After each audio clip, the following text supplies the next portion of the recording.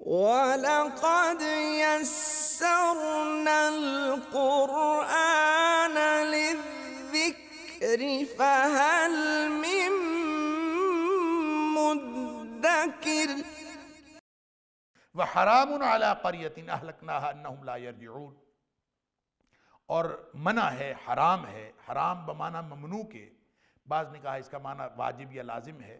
حرام وہ چیز جس کو روک لیا جائے، ممنوع ہو، روکا گیا ہو، لہٰذا اس کا معنی ممنوع اور ناممکن یہ بھی ہے، اور واجب اور لازم یہ بھی ہے۔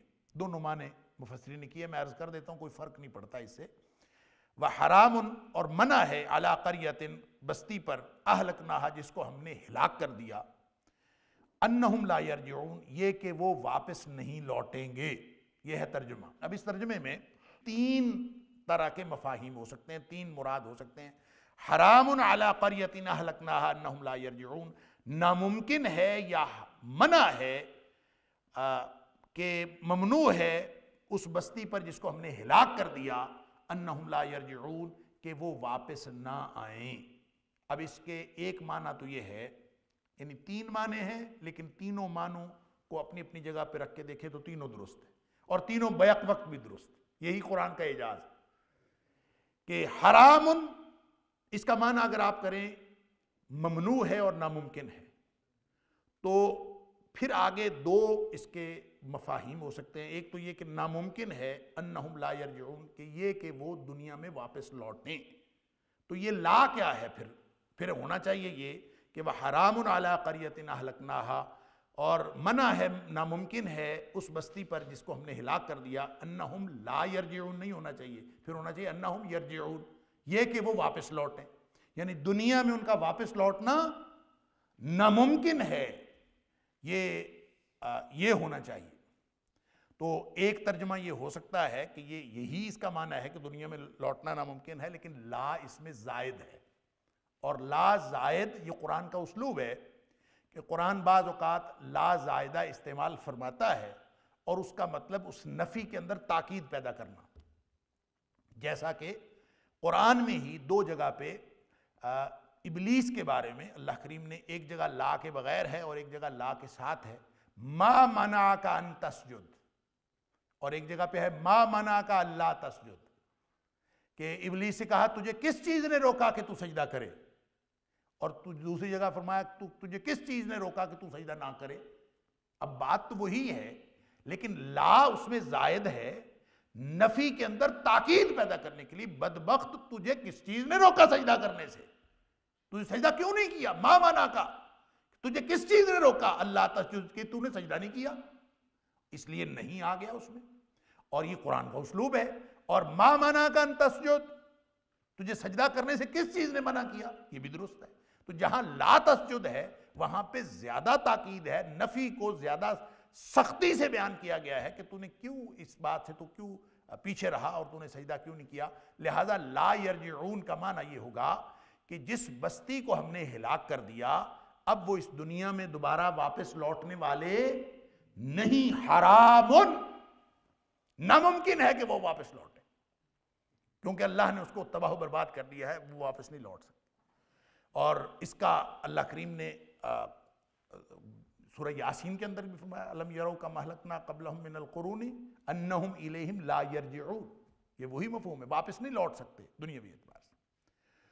دوسرا معنی جو ہے اس میں ترجمہ ناممکن اور ممنوع ہی ہوگا، حرام ان کا، لیکن اس میں آگے جو لا یرجعون ہے اس کا تعلق آخرت کے ساتھ ہوگا، کہ وہ بستی جس کو ہم نے ہلاک کر دیا ہے، ناممکن ہے کہ وہ ہماری طرف واپس نہ آئے، ان کا واپس لوٹنا یقینی ہے، انہوں نے پہلے پیچھے کلن الینا راجعون، ہر ایک نے ہماری طرف لوٹنا ہے، چاہے کوئی فرما بردار ہے چاہے کوئی نافرمان ہے، سب نے ہماری طرف لوٹنا ہے۔ لہٰذا اللہ کریم نے یہاں جو فرمایا انہم الینا لا یرجعون، حرام علی قریۃ اہلکناہا، اس بستی پر ممنوع اور ناممکن ہے کہ وہ قیامت والے دن، انہم لا یرجعون، وہ قیامت والے دن ہماری طرف لوٹ کے نہ آئیں، یعنی ممکن ہی نہیں ہے کہ وہ واپس نہ آئیں، ان کو لوٹنا پڑے گا، تو یہ آخرت کے حوالے سے ہوگا۔ تو گویا معنی وہی، یعنی ترجمہ وہی، ممنوع یا ناممکن، اور آگے مفہوم میں دنیاوی اعتبار سے بھی ہو سکتا ہے اور اخروی اعتبار سے بھی ہو سکتا ہے، اور دونوں اپنی اپنی جگہ پہ درست ہیں اور بیک وقت بھی درست۔ تیسرا معنی جو حرام ان کو ناممکن یا ممنوع کی بجائے واجب کے معنوں میں لیا ہے، کہ اس کی جس چیز کی خلاف ورزی حرام ہو، واجب ہے، لازم ہے، اور اکثر مفسرین نے یہاں حرام ان کا معنی واجب اور لازم ہی لیا۔ اللہ اکبر۔ اور علامہ ابن کثیر علیہ الرحمہ نے بھی اسی کو، اور دیگر جو بڑے مفسرین ہیں، جمہور مفسرین، انہوں نے اسی کو ترجیح دی ہے کہ اس کا معنی واجب اور لازم ہے۔ اللہ اکبر۔ اور اگر اس کا واجب اور لازم معنی ہوگا تو اس کا مطلب کیا ہوگا؟ وَحَرَامٌ عَلَىٰ قَرْيَةٍ أَهْلَكْنَاهَا، واجب اور لازم ہے ہر بستی پر جس کو ہم نے ہلاک کر دیا، جس کو تباہ و برباد کر دیا، أَنَّهُمْ لَا يَرْجِعُونَ، کہ وہ واپس نہیں آ سکتے، لازم ہے ان کے اوپر۔ یار ظاہر ہے جو تباہ و برباد ہو گیا وہ دوبارہ اس دنیا میں نہیں آ سکتا، اور ایک دفعہ وہ ختم ہو گئی، اور اس دنیا میں تو نہیں، قیامت والے دن اللہ تعالیٰ دوبارہ زندہ کرے گا، وہاں واپسی ہوگی، یہاں پہ واپسی نہیں ہوگی۔ اچھا، یہ انبیاء کی تاریخ بیان ہوئی، انجام کی بات ہوئی، دنیاوی انجام بھی اخروی انجام بھی، دونوں باتیں اس کے اندر شامل ہیں، اور دونوں کے اعتبار سے اس کا مفہوم درست ہے کہ وہ واپس نہیں آئیں گے، دنیا میں کوئی ایسا واقعہ نہیں ہوگا کہ یہ دنیا میں واپس آئیں۔ البتہ ایک وقت آنے والا ہے، کیا حتی اذا فتحت یاجوج وماجوج وهم من کل حدب ینسلون واقترب الوعد الحق فاذا هي شاخصة ابصار الذين كفروا یا ویلنا قد كنا في غفلة من هذا بل كنا ظالمین۔ اللہ اکبر۔ ایک وقت آنے والا ہے، اس وقت تک یہ سارا سلسلہ اسی طرح چلتا جائے گا، جو تباہ و برباد ہو گیا وہ واپس نہیں آئے گا، جو بستی ختم ہو گئی وہ واپس نہیں آئے گی۔ اس میں تاریخ بھی ہے، اس میں ڈراوا اور دھمکی بھی ہے، جو نبی کریم صلی اللہ علیہ وسلم کی مخالفت کرنے والے لوگ تھے، مشرکین مکہ تھے، اور ان کے لیے دھمکی بھی کہ جو تباہ و برباد ہو گیا اس نے واپس نہیں آنا۔ ہاں ایک وقت آئے گا، حتیٰ یہاں تک کہ اذا فتحت یاجوج و ماجوج، کہ ایک وقت آئے گا کہ یاجوج اور ماجوج کھول دیے جائیں گے۔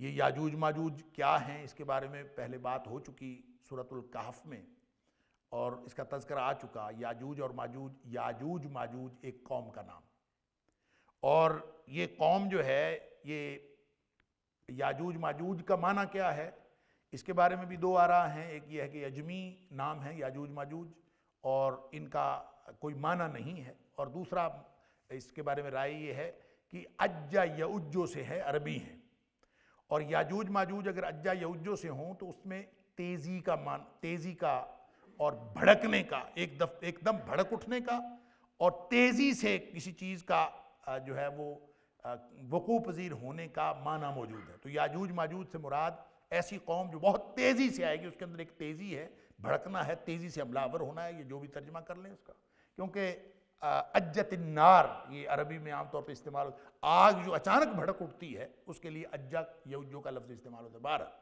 تو یاجوج ماجوج، اس کی تفصیل ہم نے سورۃ الکہف کے اندر پڑھ لی کہ ذوالقرنین کو ایک قوم کا سامنا ہوا تھا کہ انہوں نے کہا تھا کہ یہ ایک یاجوج ماجوج ایک قوم ہے، یہ ہمیں بہت تنگ کرتے ہیں، تو یہ ایک پہاڑی درے سے آتے ہیں، تو اس کے درمیان کوئی آپ رکاوٹ بنا دیں۔ تو انہوں نے کہا جی میں ردم بنا دیتا ہوں۔ انہوں نے تو کہا تھا کوئی رکاوٹ بنا دیں، انہوں نے کہا ردم ایسی رکاوٹ کو کہتے ہیں جو تہ بتہ ہو، اور یوں انہوں نے تانبے کے تختے لے کر ایک سے اوپر کر کے اور اوپر تک جو ہے اس کو جو ہے وہ ایک بہت بڑی دیوار چن دی، اور کہا کہ اب اس دیوار کو یہ کبھی پاٹ نہیں سکتے اور ختم ہو جائیں گے۔ اب یاجوج ماجوج کے بارے میں لوگوں نے مختلف آراء کا اظہار کیا ہے۔ بعض لوگوں نے یہودیوں کو یاجوج ماجوج قرار دیا ہے، بعض لوگ جو ہیں وہ کہتے ہیں کہ یہ جو خاص قسم کی جو مخلوق ہے، خاص قسم کے چہرے والی، حضرت آدم علیہ السلام کے ایک بیٹے یافس کی اولاد ہے، جو چپٹے چہرے والے ہیں، ان کو یاجوج ماجوج کہا گیا ہے۔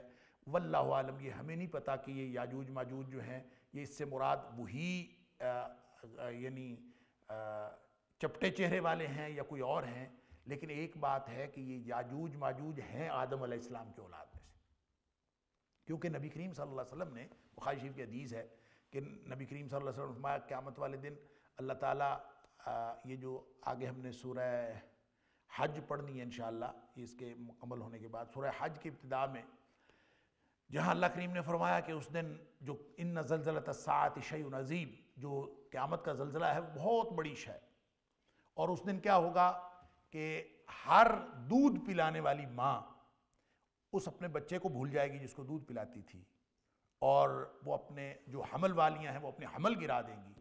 انتہا درجے کی کوئی خوفناک صورتحال ہوگی۔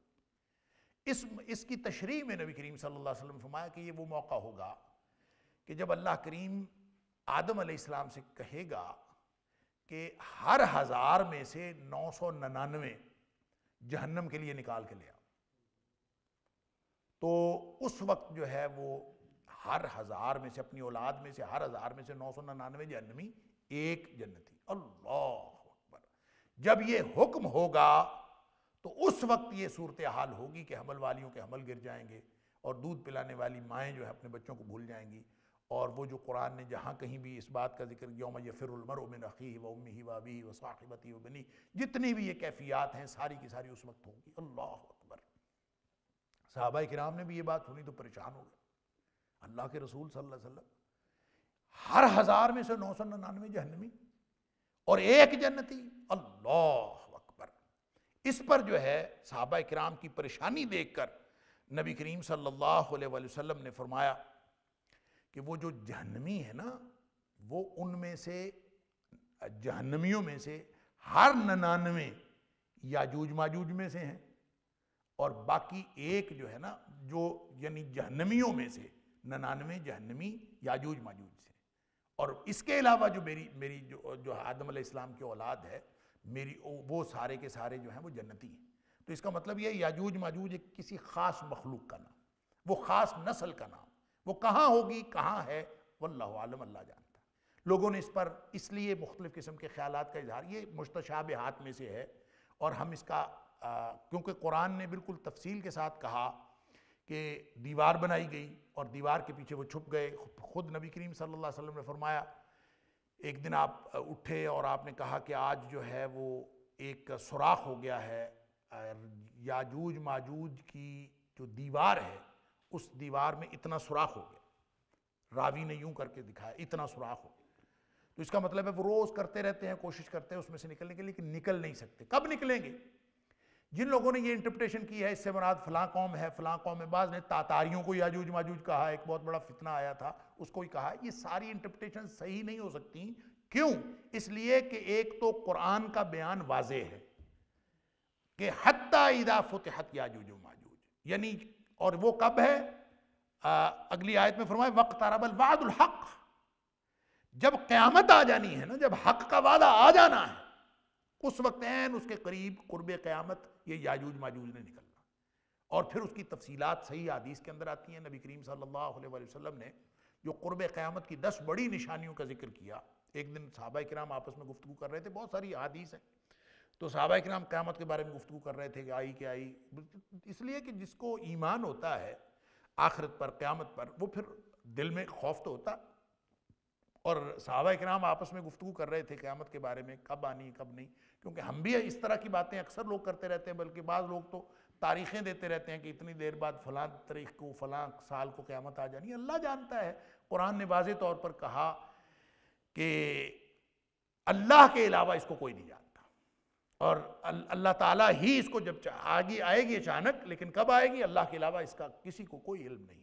عندہ علم الساعہ، اس کے پاس اس کا علم، لیکن بہرحال لوگ گفتگو کرتے ہیں کب آئے گی کب نہیں۔ اسی طرح صحابہ کرام گفتگو کر رہے تھے، تو نبی کریم صلی اللہ علیہ وسلم تشریف لائے، آپ نے پوچھا کیا باتیں کر رہے ہو؟ قیامت کے بارے میں کر رہے ہو۔ آپ نے فرمایا 10 نشانیاں جب تک نہ پوری ہوں قیامت میں نہیں آنا۔ اس میں 10 نشانیوں میں آپ نے ایک ذکر کیا یاجوج ماجوج کا۔ آپ نے فرمایا کہ جب تک دجال نہ آ جائے، دابت الارض نہ آ جائے، دخان، یعنی 3 نشانیاں آپ نے یہ بتائیں۔ ایک دھواں آئے گا، وہ کب آئے گا واللہ عالم، اس کی کیا انٹرپریٹیشن ہے۔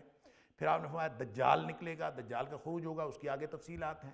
پھر آپ نے فرمایا دابت الارض، ایک جانور نکلے گا، دابہ، وہ بھی ایک قیامت کی، قرب قیامت کی بڑی نشانیوں میں سے ہے۔ پھر فرمایا حضرت عیسیٰ علیہ السلام نازل ہوں گے، اور پھر فرمایا یاجوج ماجوج وہ نکلیں گے، یاجوج ماجوج کا نکلنا یہ بھی قیامت کی نشانیوں میں سے۔ اور پھر فرمایا 3 خسف ہوں گے، خسف کے مراد زمین میں دھس جانا، اور فرمایا یہ 3 خسف ہوں گے، ایک مشرق میں ہوگا، ایک مغرب میں ہوگا، ایک جزیرہ عرب میں. کیا ہوں گے، کیسے ہوں گے، واللہ عالم، اللہ کو معلوم. اور پھر فرمایا کہ آخری جو 10ویں نشانی ہے وہ یمن سے آگ نکلے گی جو تمام لوگوں کو گھیر کر حشر کی طرف لے جائے. اور جب تک یہ 10 نشانیاں پوری نہیں ہوتی قیامت نہیں آتی. تو اس کا مطلب ہے یاجوج ماجوج کا نکلنا بالکل قرب قیامت کی نشانیوں میں سے ہے. اور پھر نبی کریم صلی اللہ علیہ وسلم نے یہ بھی تفصیلات بتائیں، حدیث کے اندر ہے کہ یاجوج ماجوج نے جب نکلنا ہے تو اس وقت حضرت عیسیٰ علیہ السلام موجود ہوں گے.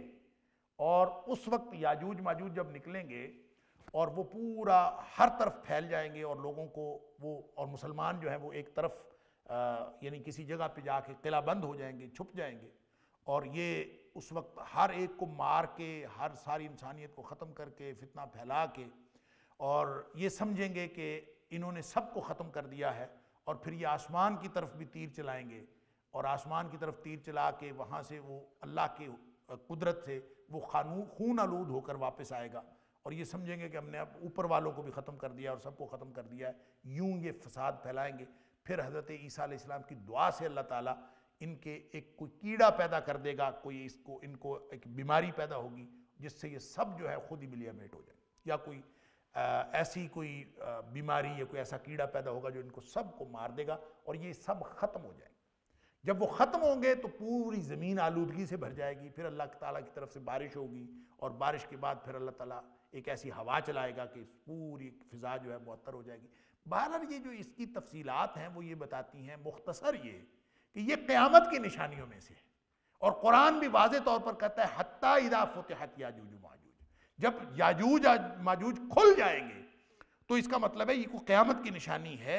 وَهُم مِّن كُلِّ حَدَبٍ يَنْسِلُونَ، اور وہ ہر اونچی جگہ سے تیزی سے اترتے ہوئے آئیں گے.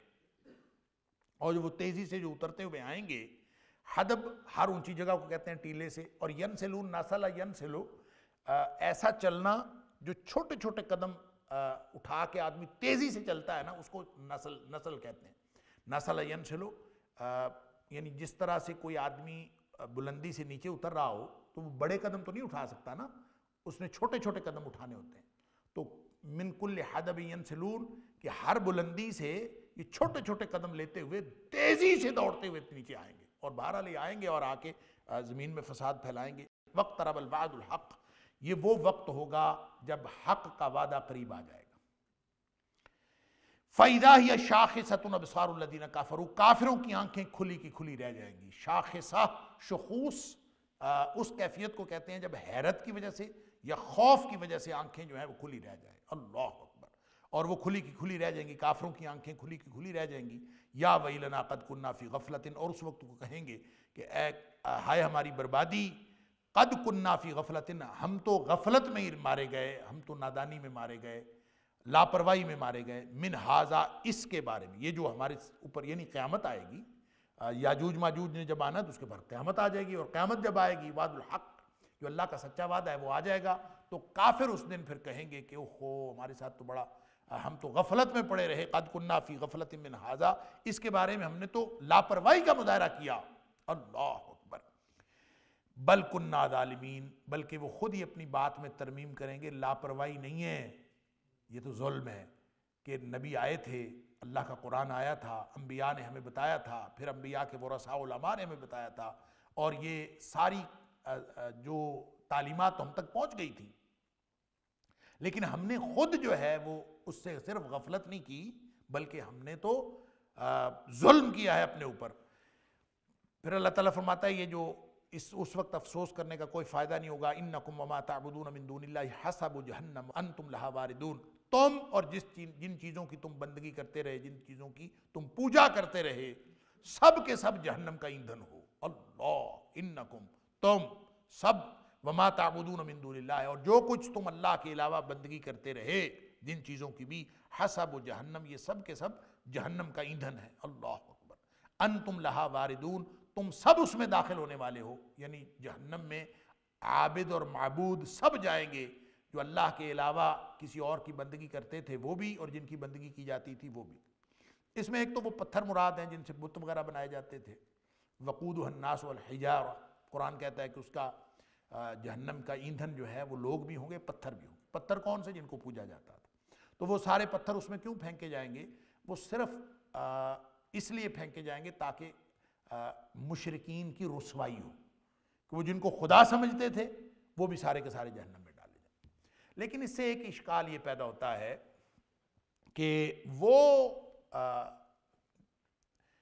ہستیاں جو نیک تھیں اور یا انبیاء کو پوجا گیا یا فرشتوں کو بھی کی بھی بندگی کرنے والے لوگ تھے، فرشتوں کو الہ سمجھنے والے، فرشتوں کو پوجنے والے، فرشتوں کو اللہ کی بیٹیاں قرار دے کے، حضرت عیسیٰ علیہ السلام کو اللہ کا بیٹا قرار دے کے، یا کسی بھی طرح جو نیک ہستیوں کی پوجا کرنے والے ہیں، پھر وہ کدھر جائیں گے؟ اس کا مطلب تو یہ ہوگا نعوذ باللہ من ذالک انکم وما تعبدون من دون اللہ حسب جہنم، یہ تو سارے کے سارے جہنمی ہوں گے. تو پھر جن کی پوجا کی جاتی تھی، حضرت عیسیٰ علیہ السلام کی پوجا کی گئی، اور سورہ مائدہ کے اندر ہم پڑھ آئے ہیں کہ اللہ تعالیٰ نے قیامت والے دن اللہ تعالیٰ اس سے پوچھے گا کہ تو نے کہا تھا کہ مجھے اور میری ماں کو الہین بنا لینا من دون اللہ، اللہ کے علاوہ مجھے اور میری ماں کو الہ بنا لیں، کیا تم نے کہا تھا؟ تو اس کا مطلب ہے من دون اللہ میں ہر وہ ہستی شامل ہے، چاہے وہ نبی ہو، عیسیٰ علیہ السلام بھی اس میں شامل، سب من دون اللہ ہے. جس نے اللہ کے علاوہ کسی کو بھی الہ بنایا وہ من دون اللہ. لیکن کیا نعوذ باللہ من ذالک وہ بھی جہنم میں جائیں گے؟ سوال ہی پیدا نہیں ہوتا. آگے اللہ کریم نے اس کی وضاحت فرما دی کہ جن کے بارے میں، اچھا اس کے دو جوابات ہیں. ایک تو آگے وضاحت آ گئی ہے آیت نمبر 101 کے اندر کہ جن کے اوپر ہماری نیکی سعادت ہماری طرف سے پہلے ہی لکھ دی گئی ہے وہ تو سارے کے سارے جہنم سے دور رہیں گے. لیکن اس کا ایک جواب یہ ہے کہ وما تعبدون من دون اللہ، جو کوئی بھی تم بندگی کرتے رہے، ما اور من، اس کا فرق کیا ہے مفسرین نے.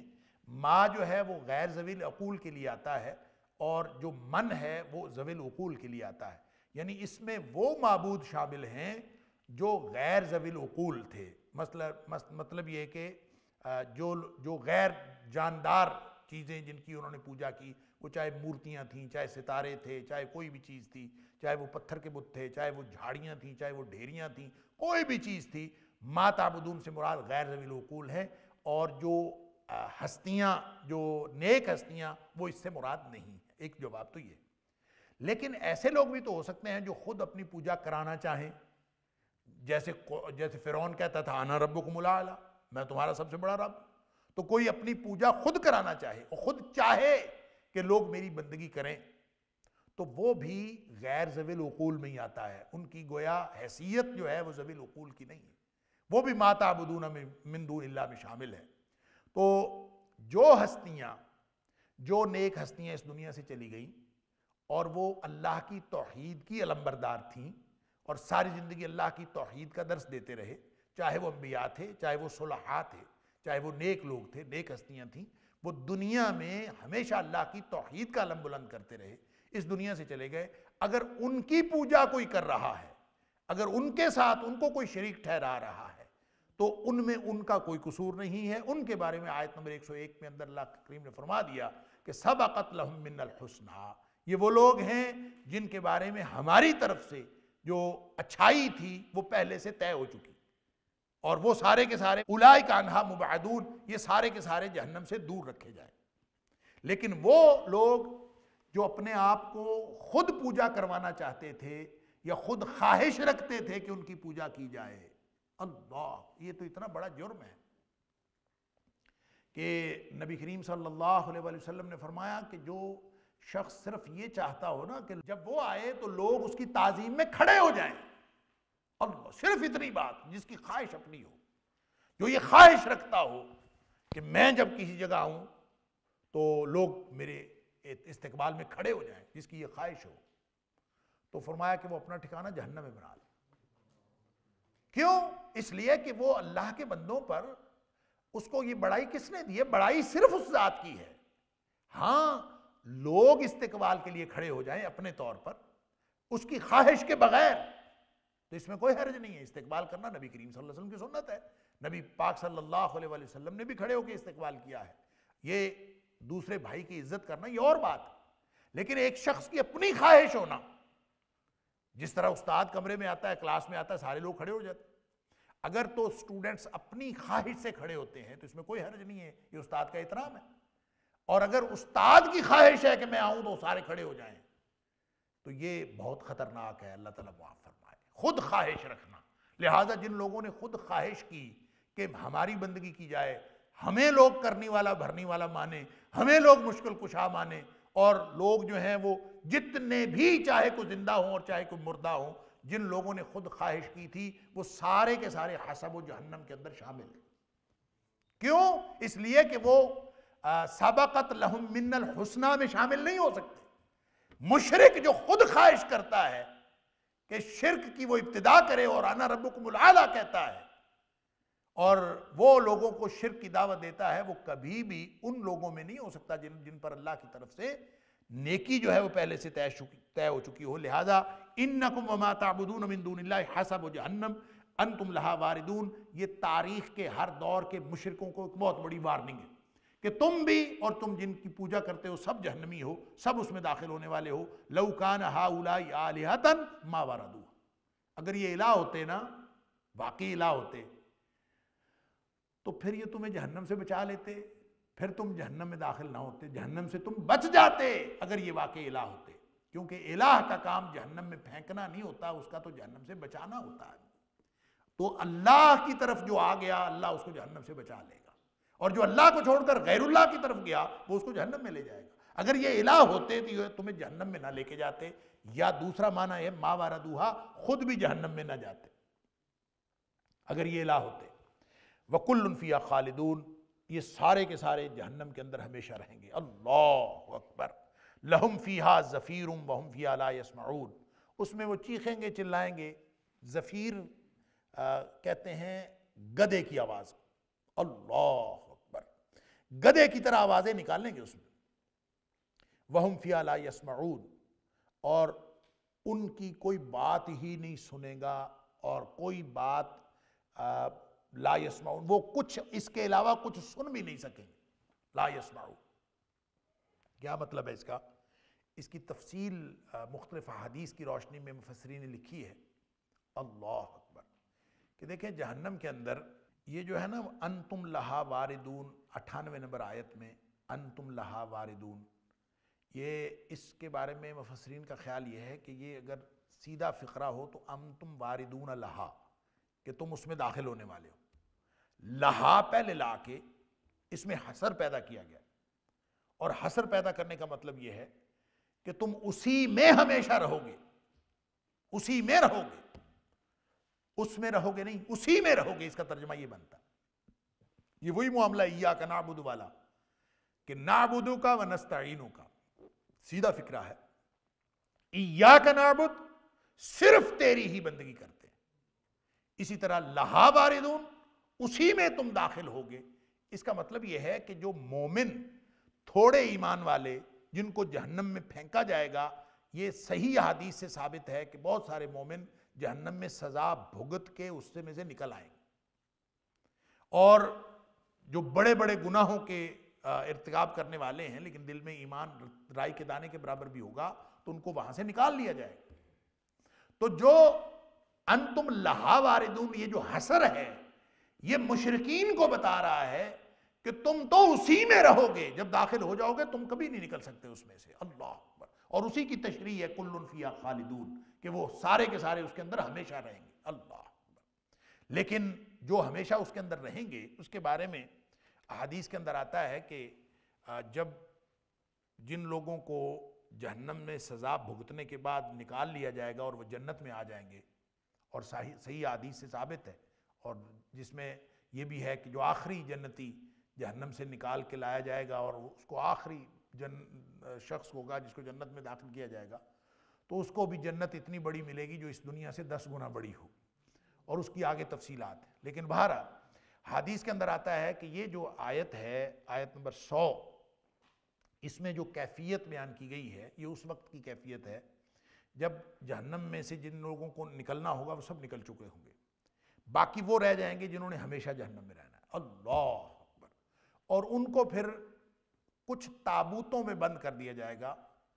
تابوت کیا ہوں گے؟ تابوت بھی آگ کے ہوں گے، اور ان کے اوپر جو میخیں لگا دی جائیں گی، کیل ٹھونک دیے جائیں گے، وہ بھی سارے آگ کے ہوں گے. یعنی آگ کا یہ ایک کیبن بنا دیا جائے گا، اور اس کیبن کے اندر وہ گویا کیفیت ایسی ہوگی کہ جلنے کا عذاب تو ہوگا ہی، ساتھ وہ بالکل قید تنہائی کی سی کیفیت میں ہو جائیں گے. اور جیسے وہ شخص، ہر شخص جو ہے وہ الگ الگ کمپارٹمنٹ میں ہوگا، اور وہ نہ کسی کو دیکھ سکے گا، نہ کسی کی کوئی بات سن سکے گا. اور وہاں پہ پھر وہ اکیلا جب چیخے چلائے گا تو اس کو زفیر کہا گیا ہے. اللہ تعالیٰ معاف فرمائے. گدھے کی طرح چیخے گا، آوازیں دے گا، شور مچائے گا، اور اس کو کوئی چیز، کوئی کسی کو نہ دیکھے گا نہ کسی کو سنے گا. اللہ تعالیٰ معاف فرمائے. تو وہ آگ کے جلنے کا عذاب اور ساتھ ہی ساتھ تنہائی میں جلنے کا عذاب، اللہ تعالیٰ ہر طرح کے عذاب سے ہم سب کو محفوظ رکھے. ان الذین سبقت لہم منا الحسنی، بے شک وہ لوگ جن کے بارے میں ہماری طرف سے اچھائی، حسنی احسن کی جو ہے وہ مؤنث ہے کہ اچھائی جو ہے، بلائی ہماری طرف سے ثابت ہو گئی، ان کے لیے لکھ دی گئی. اولئک عنہا مبعدون، وہ سارے کے سارے جہنم سے دور رکھے جائیں گے. اللہ تعالیٰ ہم سب کو جہنم سے دور رکھے. لا یسمعون حسیسہا، وہ اس جہنم کی آہٹ تک نہیں سنیں گے.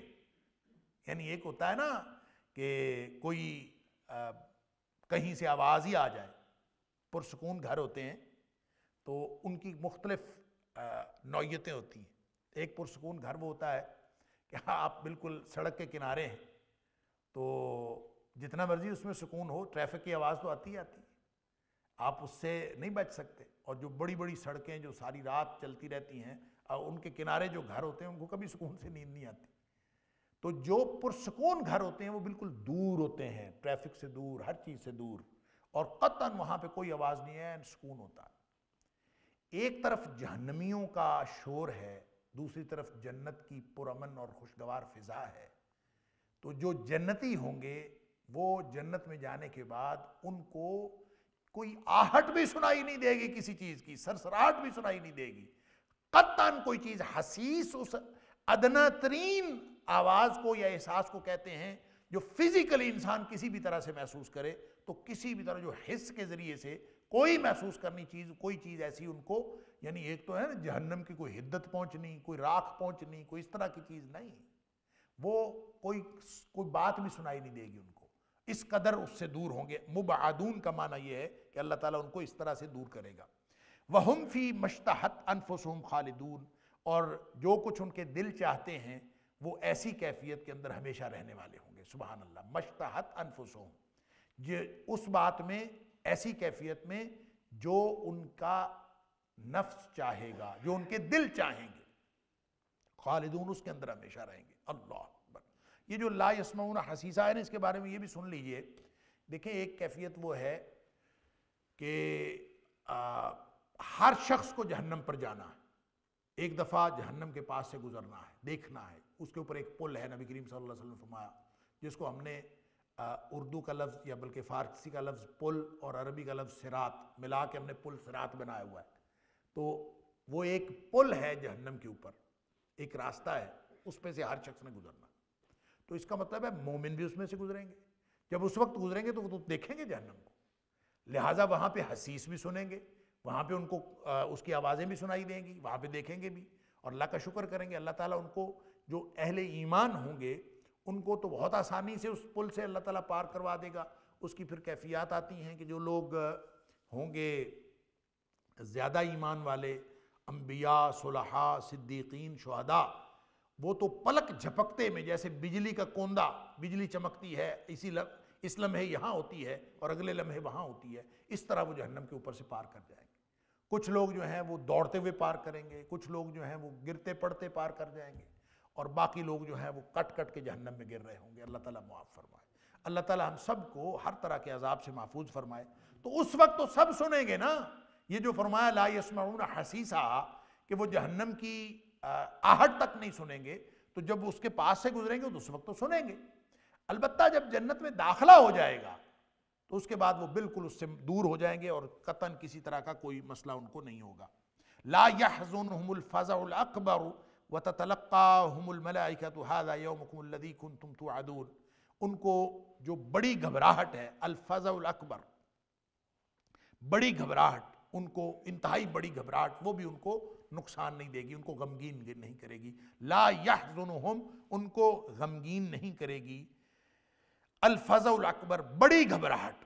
یہ بڑی گھبراہٹ کا موقع کون سا ہے؟ بعض نے کہا یہ بڑی گھبراہٹ کا موقع ہے جب قیامت قائم ہوگی، اس وقت بڑی گھبراہٹ ہے. بعض نے کہا کہ نہیں، یہ اس وقت کا موقع ہے جب جنت جہنم کا فیصلہ ہوگا، وہ بڑی گھبراہٹ کا موقع ہے. بعض نے کہا کہ نہیں، یہ اس وقت کا موقع ہے جب جنتی جنت میں چلے جائیں گے، جہنمی جہنم میں چلے جائیں گے، تو وہاں وہ جو گھبرائیں گے وہ فزع الاکبر ہے. واللہ اعلم.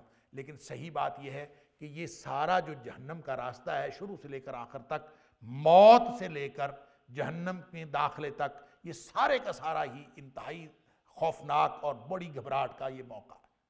قرآن نے ایک کیفیت بیان کی ہے اور وہ لگتا ہے قیامت والے دن کی ہے، بالکل جب بہت ہی حالات خراب ہوں گے.